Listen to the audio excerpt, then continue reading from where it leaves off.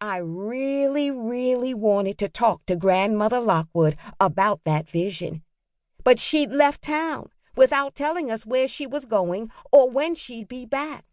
The only thing she had told us was not to go on the class trip. She didn't say why, just that it could be dangerous. Scary, right? Not that I was thinking much about the trip right then. I stared at the TV, where some boy band was dancing around. I just wish I began.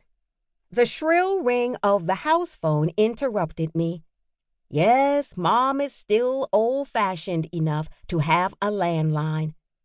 I leaned over and grabbed the cordless handset from the coffee table. "Hello, Waters residence, Caitlyn speaking," I said. "Kate." The voice on the other end of the line sounded muffled but familiar. "Is your mother there?"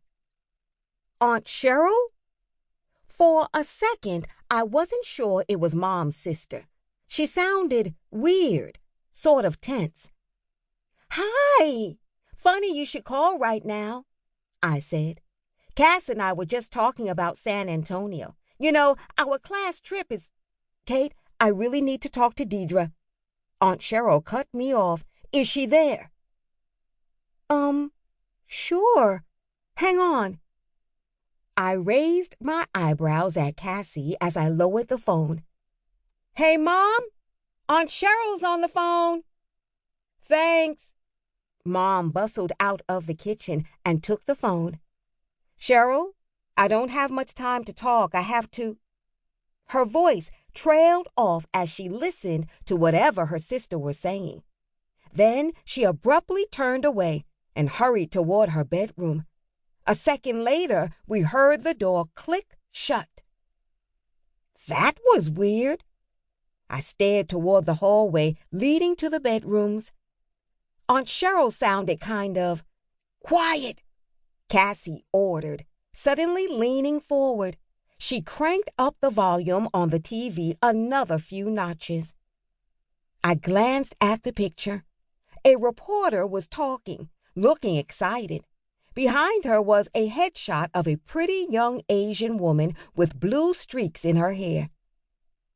"Is that Sakiko Star?" I asked. Cassie shushed me again. I took that as a yes. Sakiko was Cassie's favorite singer these days. I liked her music just fine, but I wasn't that interested in celebrity gossip.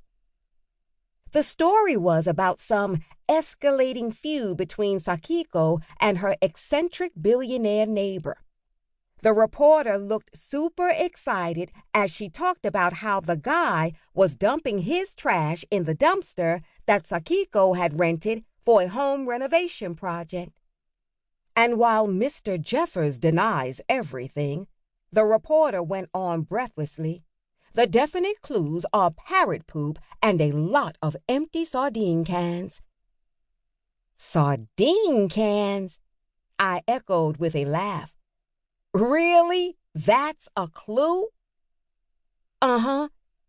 Cassie's eyes were locked on the TV screen.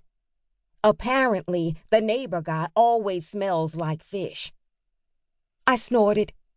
Then I blinked as a picture of two neighboring mansions popped up on the screen. One of them looked a bit shabby. A few windows were boarded up, and the yard and shrubs were all overgrown. But I was focused on the other house. "Wait, why does that place look familiar?" I said slowly, trying to figure it out. Cassie shrugged. "Duh, that's Sakiko's place. You've probably seen it on TV." "Oh." The picture cut away to a video of Sakiko singing on stage. I still had a nagging little feeling that the house was familiar somehow, but I figured my sister was probably right. She was always watching stuff about Sakiko online and on TV. I'd probably seen the star's house a dozen times without really taking it in, and now it was lodged in my brain.